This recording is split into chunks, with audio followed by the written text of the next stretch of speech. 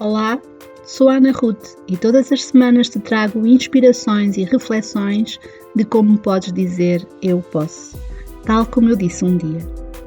Podes ser quem nasceste para ser, podes ser tu própria, podes deixar a tua luz brilhar.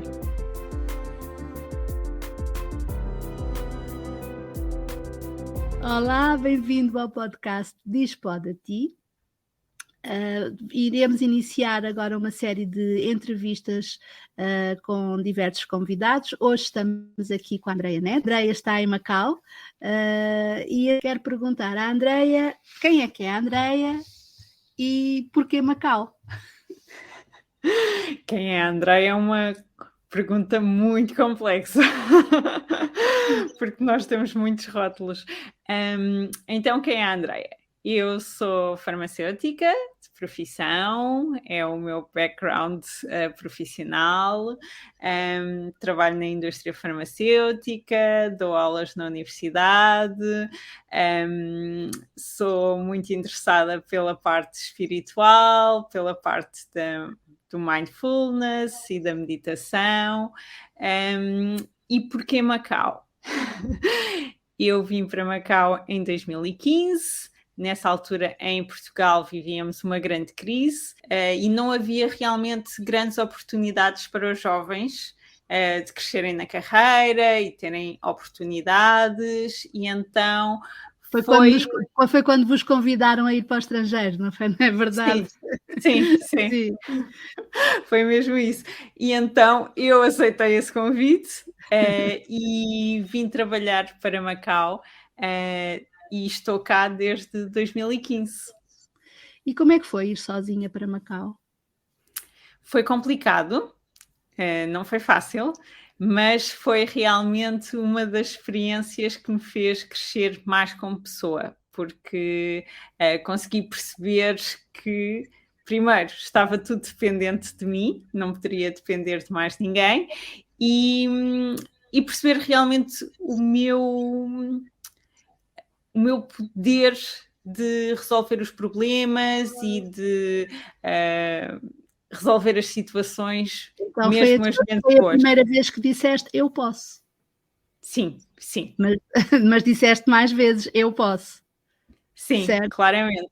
Mas Deixa-me foi olhar aqui para o teu primeira. mapa, porque eu tenho o mapa da Andreia aqui perto para perceber um pouco mais sobre ela, o mapa astral.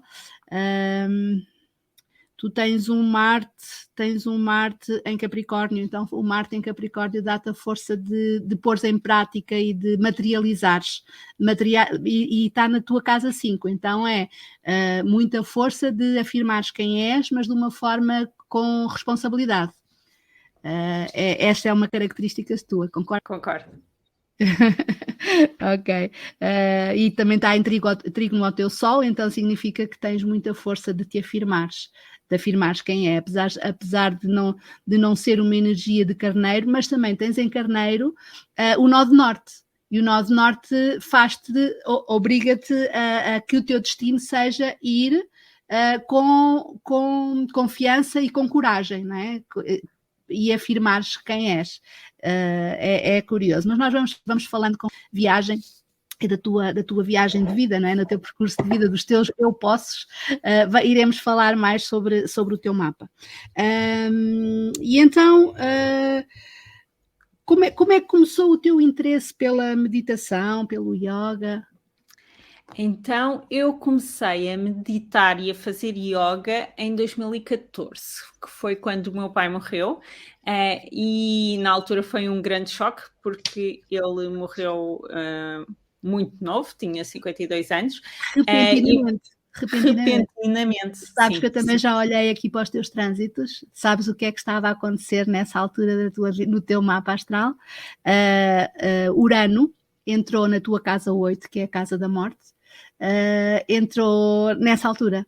Então significa que a morte veio de repente e veio transformar a tua vida. Sim. Não foi a tua morte, mas a morte de alguém muito importante para ti, porque não é bem oposto ao teu Sol, e o Sol é o pai. É curioso, não é? Como é que as coisas estão sempre escritas no céu, não é? De uma forma ou outra estão sempre escritas. Sim, mas continua, peço desculpa ter-te interrompido.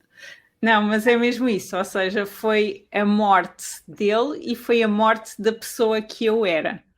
E então eu precisei de muitas estratégias nessa altura para viver e para sobreviver, e então foi aí que o meu interesse surgiu pelo yoga. Eu comecei a fazer yoga porque percebi que eu precisava de estratégias para continuar, porque não sabia como. E as minhas aulas de yoga, nessa altura, tinham uma componente de visualização e tinham uma componente de meditação. E as aulas que eu fazia ao domingo eram muito focadas em meditação. E foi extremamente importante para mim, nessa altura, ter esta ferramenta de forma a conseguir gerir todas as emoções que eu sentia e que estavam reprimidas e que precisava de soltar e que precisava de transmutar. Na altura, esse yoga que fizeste era yoga de grupo ou foi mesmo direcionado com terapia? Era yoga de grupo, ou seja, eu fazia aulas de grupo. Claro que também fazia terapia, mas fazia terapia com psicóloga, mas as aulas de yoga que eu fazia eram em grupo. Sim. Ok, já agora qual é que era o ramo do yoga? Hatha Yoga. Era o Hatha Yoga normal, sim, ok. Sim, Está bem. sim. E mesmo assim, sem ser completamente direcionado, ainda assim foste buscar as ferramentas. Sim, porque o yoga é muito poderoso. Quando nós nos entregamos à prática, faz-nos olhar muito para dentro, não é? E então estavas a falar que tinha uma vertente de meditação, mas a meditação é o objetivo do yoga, não é? O estarmos completamente presentes nas posturas. O parar faz-nos estar realmente dentro de nós, não é? E depois o encaminhar da prática é precisamente para no final termos a meditação, não é? Uma coisa não é diferente da outra, apesar de achar que yoga é uma coisa e meditação é outra, não, é tudo a mesma coisa e a meditação é o objetivo final. Mas então fala-me um pouco mais como é que foi essa altura, a meditação para ti. A meditação foi extremamente importante para mim, porque deu-me a possibilidade de estar no meu corpo, a sentir o que tinha que sentir, porque nós falamos isso muitas vezes, e tu muitas vezes nas meditações também mencionas isso, o sofrimento é opcional, mas a dor não é? E nós temos que realmente sentir as emoções, não reprimi-las, de forma a que elas tenham o seu curso natural. Sentir a dor, porque se nós não sentirmos a dor e tentarmos fugir da dor, porque é natural, é o que o ser humano quer, é fugir da dor, mas temos que a sentir para poder transmutá-la, para poder transcender, não é? Porque enquanto só queremos fugir, ela anda sempre atrás de nós. E é isso que é o sofrimento, no fundo, querer fugir da dor traz-nos o sofrimento. Olhar para a dor, senti-la para a poder transformar, não é? É mesmo isso. E então durante um ano eu estive muito focada em fazer esse trabalho. Meditação, yoga e também terapia nessa altura, como forma de ultrapassar e viver todas as fases do luto que estava a viver. Uhum. E depois logo de seguida foste então para Macau, certo? Sim. No fundo foi um processo todo, sabes, que tem a ver com o Urano, né? O Urano foi passando pela tua casa 8, e então conta-me quando foste para Macau, como é que foi a chegada? A chegada foi um impacto, foi um impacto bastante profundo, porque nada do que eu estava habituada se passava aqui, porque Macau, apesar de ser uma antiga colónia portuguesa, é muito oriental, ou seja, os costumes são totalmente diferentes, a cultura é totalmente diferente, e então foi um grande choque cultural. E os primeiros meses realmente não foram fáceis em termos de adaptação, e foi realmente uma altura complicada. Eu estou aqui a olhar para o teu mapa a 2015, setembro de 2015, não é? Que tu foste para Macau. O Urano fazia oposição ao teu Sol, completamente, no mesmo grau, tinhas o Urano a fazer a oposição, então tens mesmo que te libertar, tens mesmo que ser uma pessoa nova, coisas novas que te libertem e que te transformem.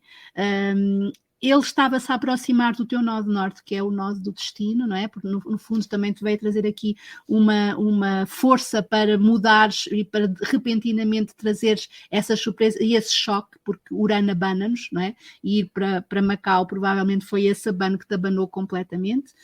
E também nessa altura Quiron estava a passar, tinha passado em cima do teu Júpiter, na casa 7, então é teres novas relações, novos relacionamentos e no fundo com alguma dor que te vem curar a tua relação e o teu relacionamento com os outros também. E Plutão, aqui foi realmente, tinhas muita coisa. Plutão também estava-te a entrar na casa 5, a tal afirmação de dizeres eu sou, eu posso. E transformar completamente tudo isso. Mas continuando, e então foste para trabalhar em farmácia, certo? Em laboratórios farmacêuticos, e correu logo tudo bem? Não, eu comecei como diretora técnica de uma farmácia aqui em Macau e trabalhei mais ou menos 2 anos como diretora técnica de uma farmácia e realmente tive muitos desafios durante esse tempo e houve muitas coisas que não correram bem, mas foi uma experiência e, entretanto, ao fim de quase 2 anos, eu decidi, chega, não, eu mereço melhores, eu mereço ser tratada de outra forma e na altura mudei-me para a indústria farmacêutica, porque realmente o ambiente que eu vivia em termos de trabalho era bastante tóxico. E sabes que nessa altura, isso foi em que altura, qual foi a data? Já tu disseste-me, eu já fiz aqui o teu mapa. Eu mudei de trabalho em abril de 2017. Exato. Então eu olhei o teu mapa, aí estavas precisamente com o Urano em cima do nó de norte, que é o destino, é para onde nós temos que crescer, e estavas com o Plutão trígono ao teu Sol. O que é que isso significa? O Plutão trígono ao Sol dá-nos a facilidade de seres tu a decidir a vida que tu queres ter e a transformação que tu queres. No fundo, dá-te o teu poder. Este Plutão é muita transformação e é o poder, é aquele eu posso que eu falo, e em trígono ao teu Sol, o Sol é a tua vitalidade, a pessoa que tu és, então o trígono é uma energia fluente, não é? E então um Plutão trígono ao teu Sol é aquela força do eu posso, e eu quero, e eu vou. Com muita força, porque um Sol em Virgem como tu tens, nem sempre tem essa característica de afirmar quem nós somos. Porquê? É serviço, não é? E então é serviço aos outros.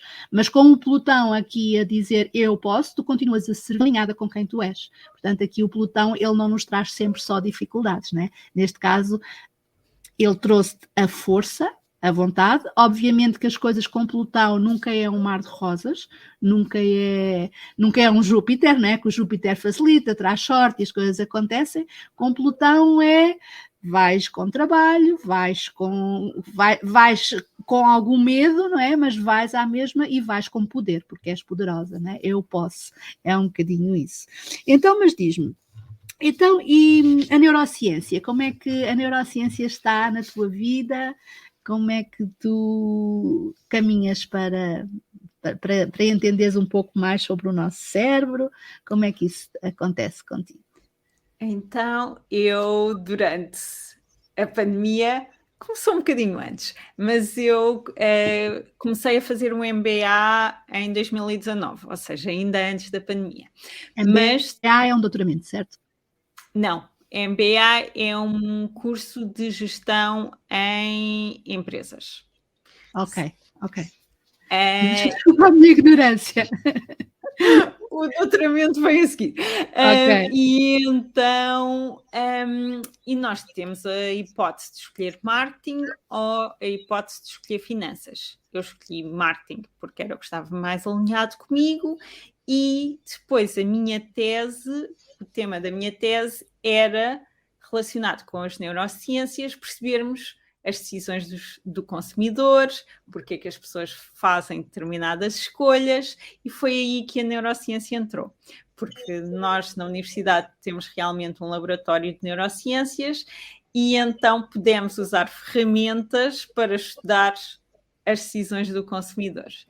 E a partir daí, e tendo em conta também o meu background como farmacêutica, as peças começaram-se a encaixar, de perceber, ok, nós temos determinados comportamentos porque o nosso cérebro reage de uma determinada forma.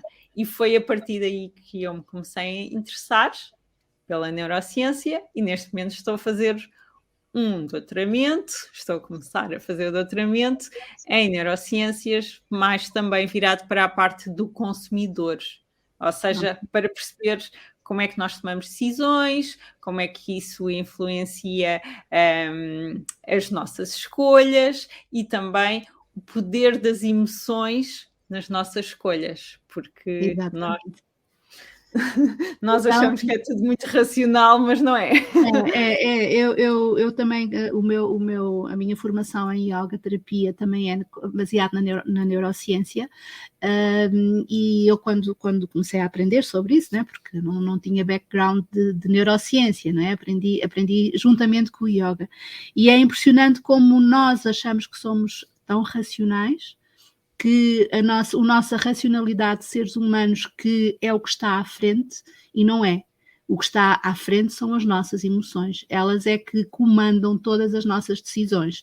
Nós só usamos a parte racional quando as conexões ativadas e o nosso córtex pré-frontal atua.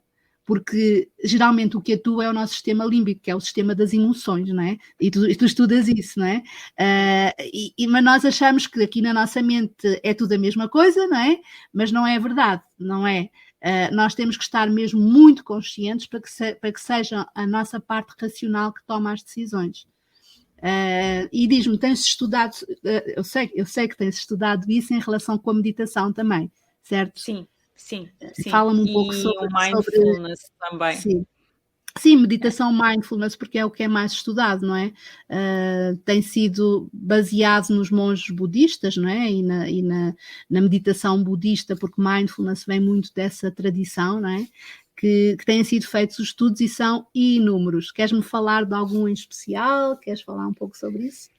Sim, eu posso falar principalmente do facto que nós nos últimos anos temos cada vez estudos mais robustos, cada vez feitos com mais rigor técnico e científico, o que dá grande poder e dá grande relevância às conclusões que têm sido tomadas, porque no passado existiam estudos, mas realmente não eram estudos desenhados da forma mais científica, o que deixava algo a dizer sobre os resultados que eram... Algumas dúvidas, não é? Aquela racionalidade, algumas dúvidas que pudesse não ser verdade, mas ainda assim é curioso que já há bastante tempo a psicologia usa métodos baseados no mindfulness, não é? Sim. Baseados nesses outros estudos mais antigos, a psicologia tem feito muitas técnicas baseadas no mindfulness para a cura, não é? Para a cura das emoções. Sim. Mas fala-me então dos estudos.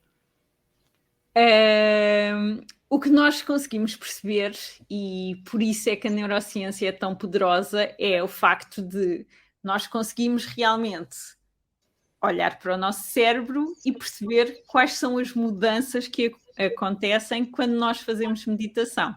E muitos estudos o que usaram foi monges budistas que meditaram meditaram ou que meditam ao longo de inúmeros anos e começaram a perceber que realmente existiam zonas no cérebro que estavam muito mais desenvolvidas do que uma pessoa que não medita. E a partir daí começou-se a perceber que existem realmente diferenças muito significativas e começaram a fazer outro tipo de estudos. Então, por exemplo, uma pessoa que não medita, se for sujeita a um protocolo de meditação mindfulness de 8 semanas, e existem inúmeros estudos que usam 8 semanas, e as diferenças são significativas a nível de como era o cérebro antes de se começar a meditar e o cérebro ao fim de 8 semanas. O que também coloca a tónica que não é preciso ser um monge budista que medita há 20 anos para ter benefícios no cérebro. E que benefícios são esses? Atenção. Nós sabemos que realmente o foco e a atenção são muito melhorados com a meditação. O facto de nós conseguirmos reduzir a ativação da amígdala, que é a estrutura responsável pelo medo. Exatamente. E ativar o córtex pré-frontal também, não é? Que é o tal racional das decisões.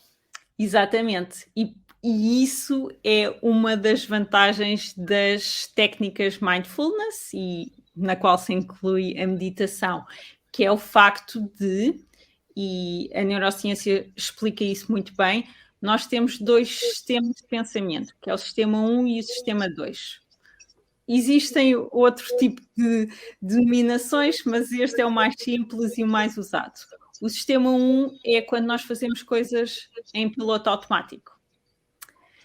É super útil, mas existem momentos em que nós precisamos de usar o sistema 2, que é o sistema consciente, que é o sistema do córtex frontal, porque o sistema 1 usa o sistema límbico e é aquelas ações que nós tomamos imediatamente. E é super fácil de perceber isto, porque nós, quando estamos ativados, quando estamos estressados, acabamos por fazer as coisas em piloto automático. E usualmente é quando comemos demais, é quando fazemos uma viagem e nem nos lembramos do caminho, não é? E quando estamos a usar o sistema 2, não, é realmente quando estamos conscientes e é quando temos realmente o poder de escolha. Eu posso fazer isto ou posso fazer outra coisa diferente.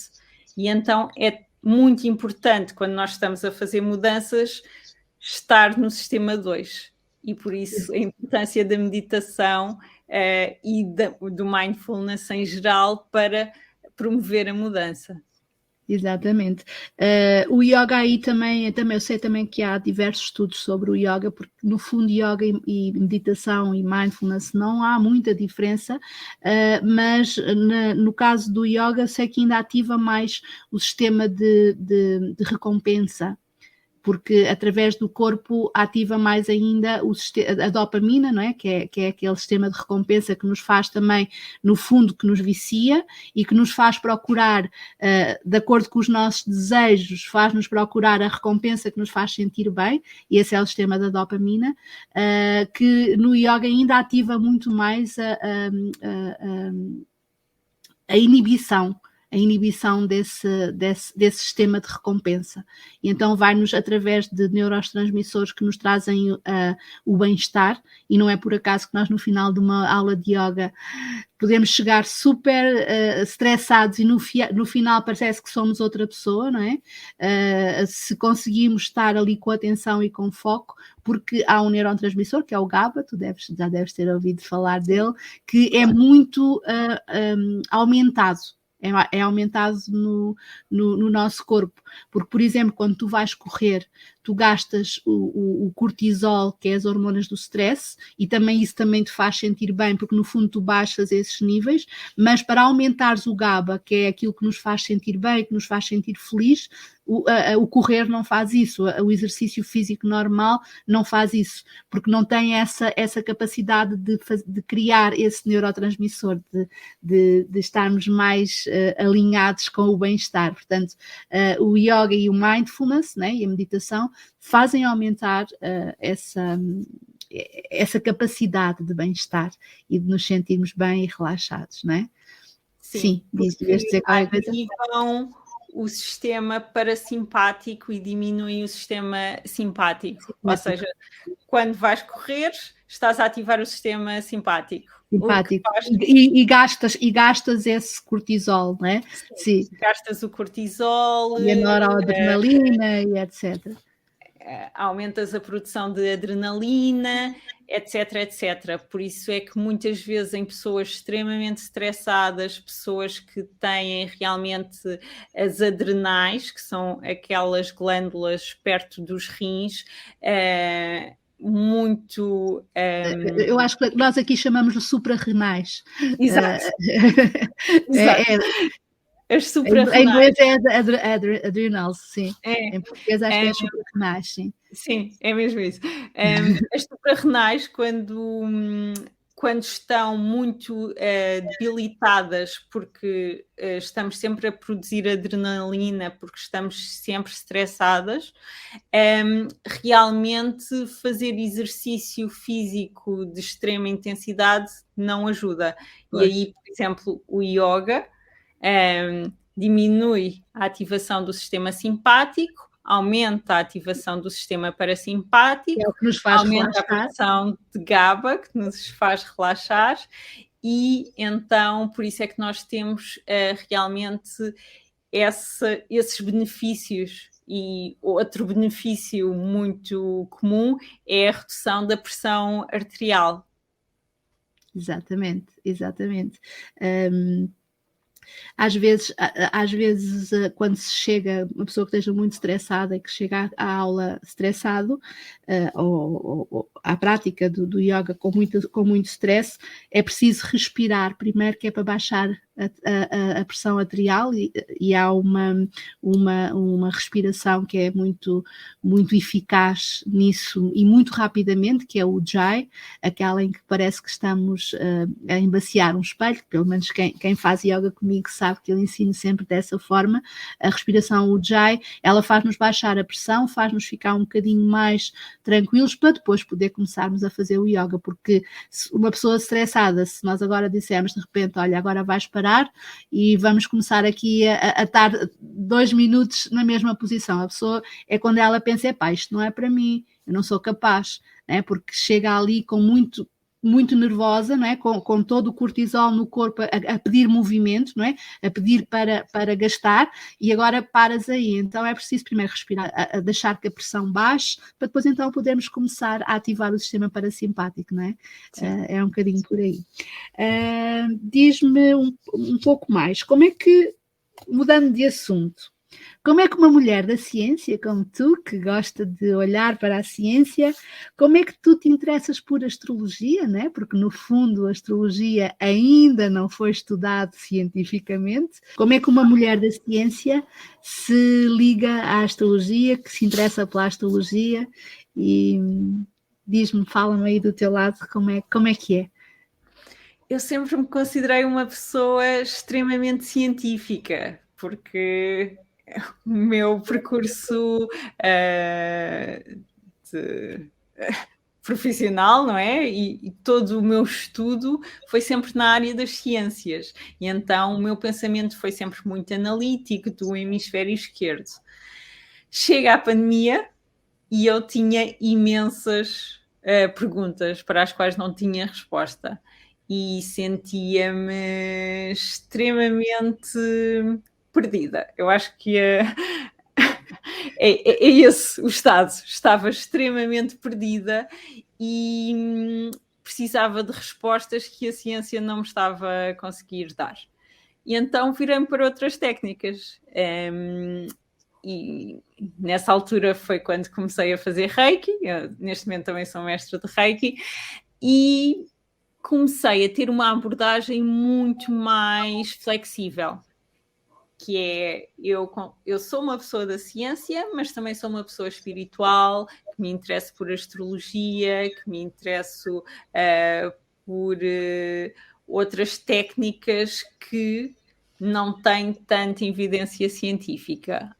Apesar de nós sabermos que, por exemplo, o Reiki vem da ciência quântica, mas que ainda precisa de bastante estudo e de estudos com maior evidência A própria ciência quântica ainda tem muito, muito para caminhar, não é? Porque, no fundo, eu acho que a nível de ciência, eu não sou uma pessoa tão científica, mas também gosto de perceber e sou racional de alguma forma, porque gosto de entender porque é que as coisas acontecem, não é só há unicórnios e agora vamos acreditar que há unicórnios. Eu sou assim, eu nunca vi unicórnios, tenho pena, só mesmo daqueles cor-de-rosa muito bonitos, mas dos outros eu nunca vi.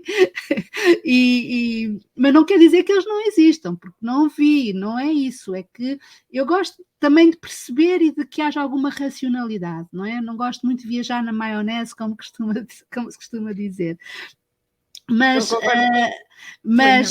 o que nós vamos vendo é que, isto para falar na ciência quântica, a ciência quântica vai provando as coisas, não é? Vai provando devagar que realmente as coisas existem e não é tão racional como a ciência do século XVII, em que tu tinhas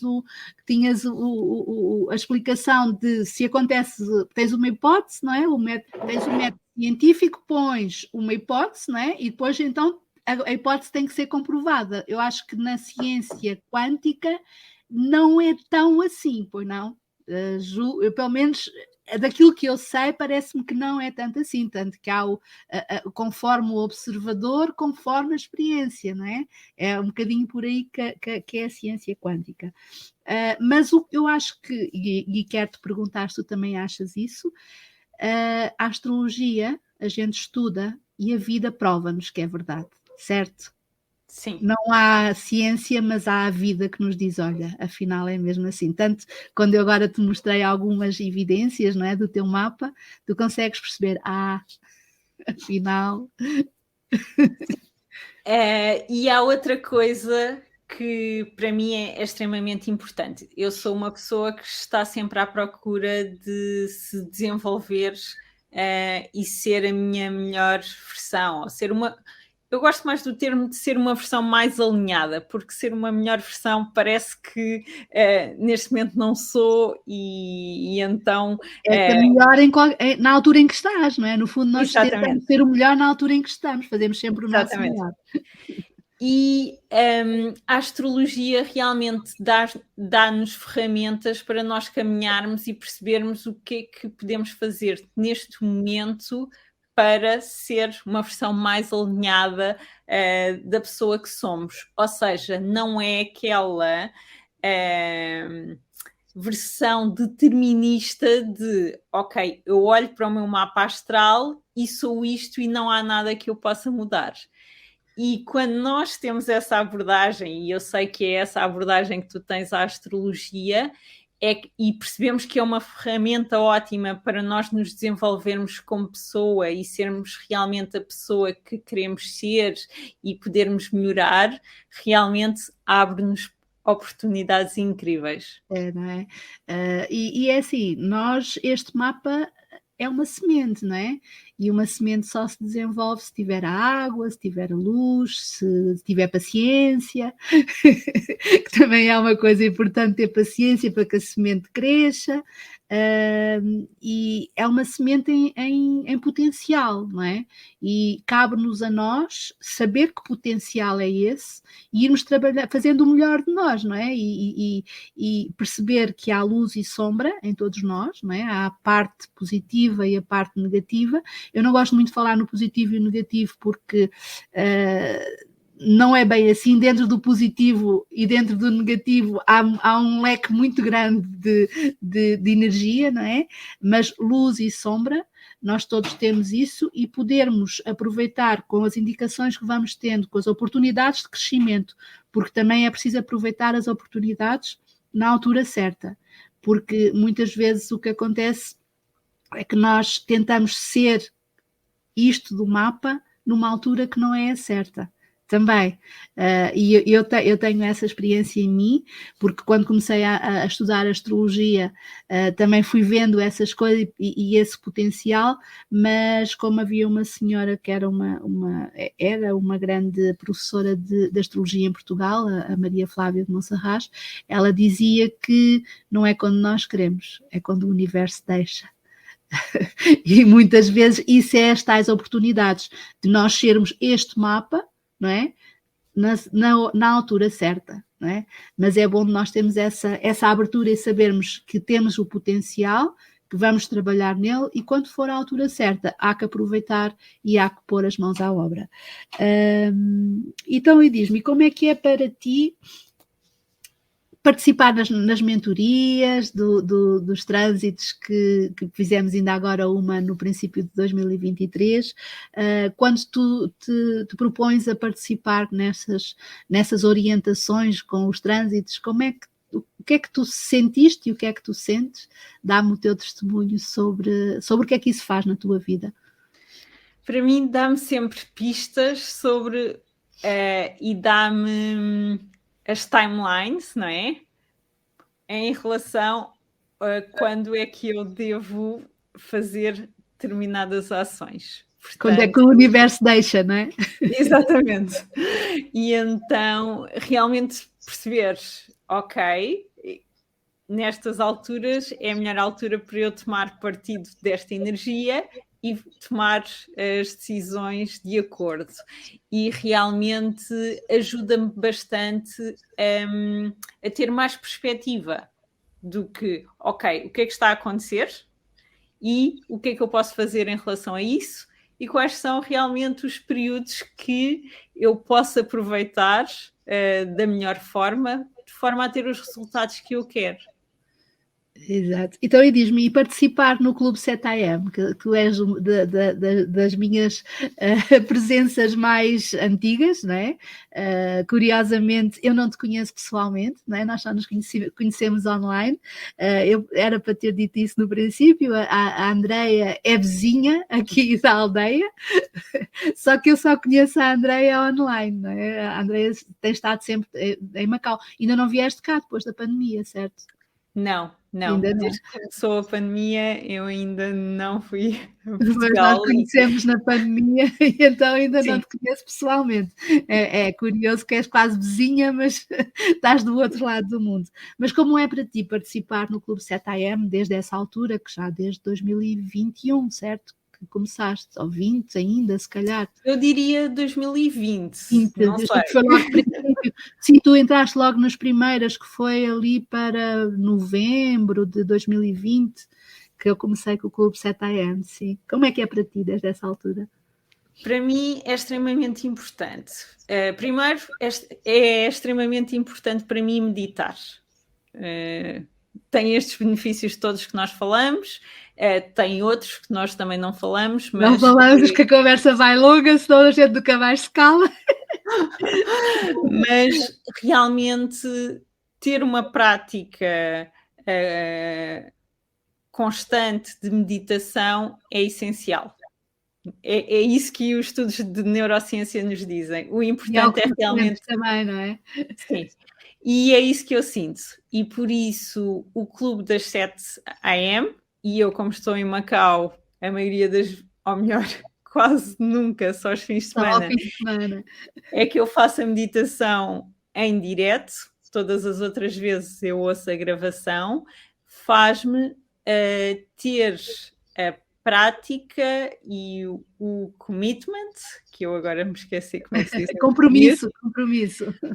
O compromisso de meditar todos os dias, porque nós sabemos que a vida é muito ocupada para todos nós e realmente sentir que eu tenho este compromisso e então eu todos os dias medito com o clube das 7am, mesmo que não seja em direto.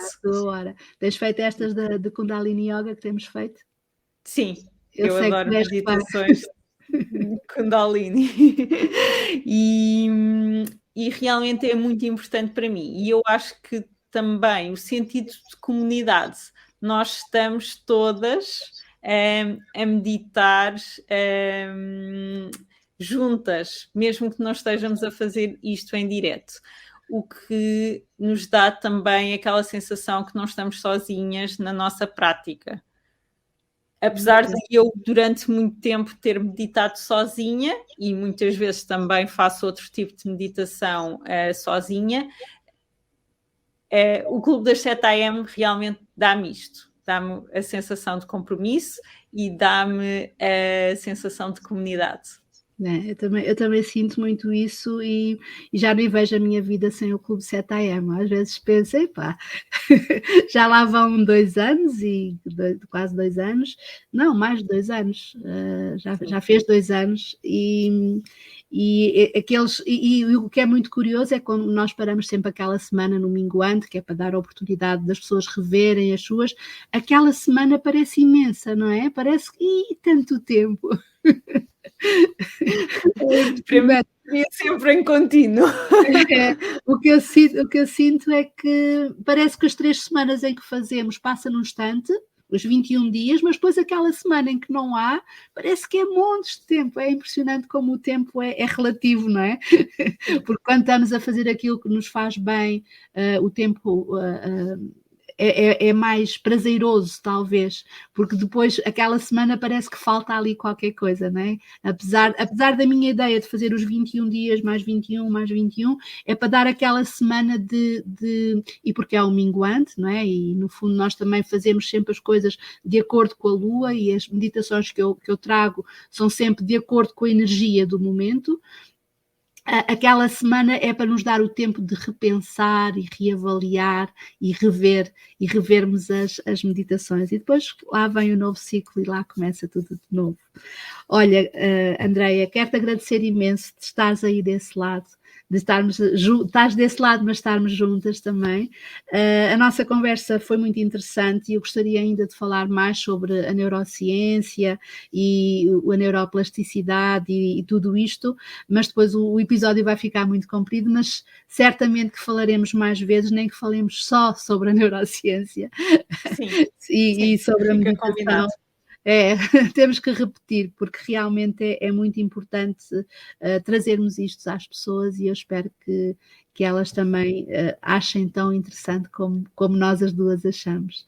Olha, muito obrigada por estares aí, obrigada por teres aceito o meu convite e estamos juntas, Namastê. Sim. Namastê. E podemos dizer eu posso, certo? Eu posso. Sim. Eu posso. Então vá, um dia feliz para ti e até um dia destes.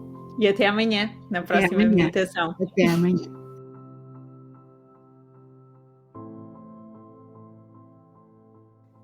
Esta foi mais uma inspiração para que digas pode a ti. Acredita, tu podes. Tens abaixo deste episódio os contactos que precisas para dar seguimento à consciência e ao autoconhecimento de forma rápida e organizada, que te permitirá dizer muito em breve: eu posso.